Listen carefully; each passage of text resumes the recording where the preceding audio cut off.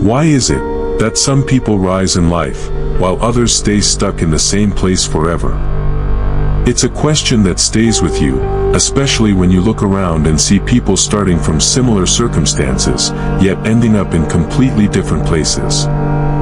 Same world, same opportunities, and yet, completely different outcomes.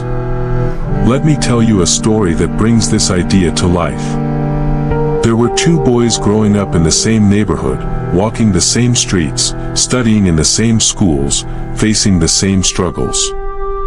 From the outside, their lives looked almost identical, as if they were following the same script. But as the years passed, something began to change, slowly at first, almost unnoticeable. One of them started to rise.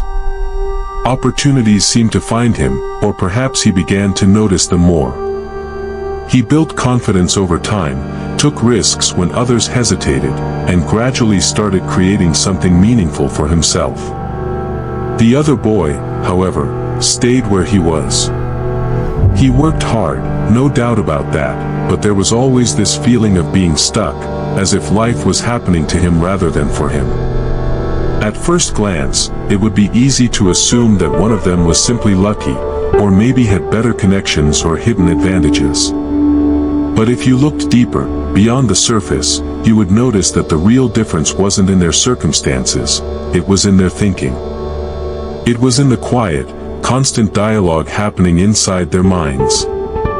You see, over time, the rich tend to get richer and the poor often get poorer, and it's not just about money, it's about mindset.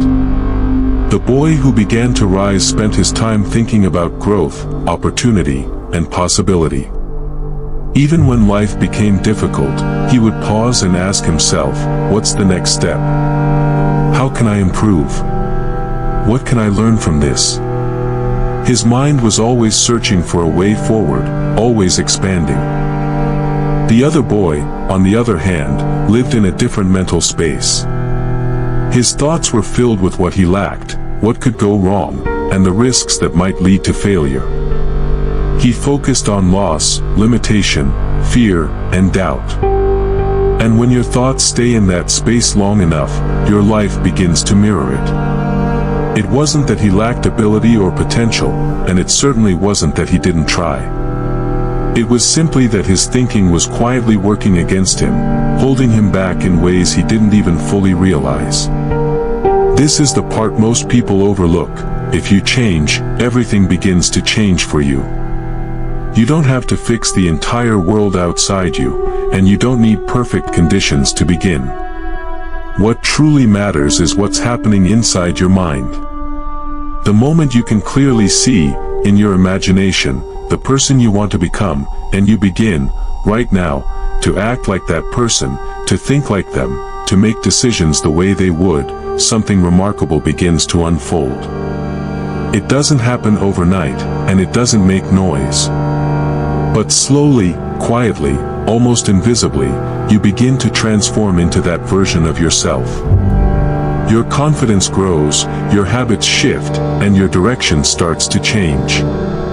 One day, you wake up and realize you are no longer the same person you used to be. But there is another layer to this story, something even more powerful. It's not just about thinking differently, it's about aiming differently. At some point, that first boy made a decision. He didn't just wish for a better life, he defined it. He set a goal, a big one, something that both excited him and scared him at the same time. And then he began to work on it. Not perfectly, not rapidly, but consistently. Step by step, day by day, he kept moving forward. As he did, something began to shift within him. The more he worked toward his goal, the more he could feel himself progressing. Even when the changes were small and invisible to others, he could feel them, and that feeling changed everything. He began to feel better about himself, more positive, more energized. That positivity created momentum, a quiet but powerful force that kept pushing him forward. The more he moved, the stronger that momentum became, until eventually, he started to feel unstoppable. Not because life became easy or obstacles disappeared, but because he had changed. He no longer stopped when things got difficult. He kept going. Then came a small but life-changing shift in the way he spoke to himself. He stopped saying, "I can't do this," and replaced it with, "I haven't done it yet." That single word, "yet," opened up a world of possibility. Because saying, "I can't," shuts the door completely, while saying, "not yet," keeps it open. It allows room for growth, for learning, for improvement. The truth is, there is very little in this world that you truly cannot do. Maybe you haven't learned it yet, maybe you haven't practiced enough, or maybe you simply haven't given it the time it requires. But that doesn't mean it's impossible. The problem is, most people never get far enough to discover what they are truly capable of.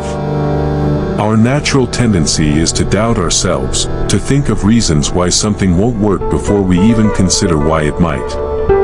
We underestimate our potential again and again, and over time, that becomes our reality. A negative mindset quietly builds a negative life.